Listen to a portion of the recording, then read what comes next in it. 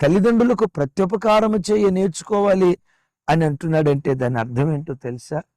ఎక్కువ శాతం మనుషుల్లో ఆ కన్న గర్భానికి కూడా ప్రత్యుపకారము చేసే మనసుండదు అనే కదా.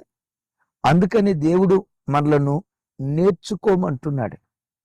తమ్ముడు, చెల్లి, ఒక చిన్న మాట, కన్న తల్లిదండ్రులకు ప్రత్యుపకారం చేస్తున్నావా?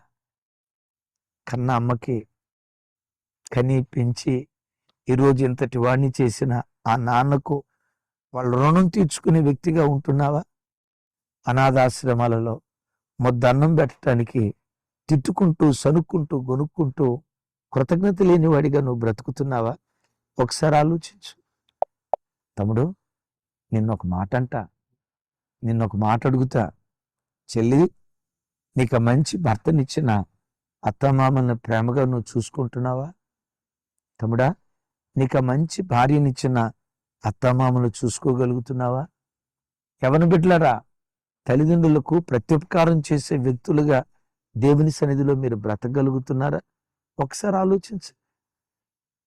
మొదట తమ తల్లిదండ్రులకు ప్రత్యుపకారం చేయ నేర్చుకోవాలి. ఇదే కృతజ్ఞతా బుద్ధి.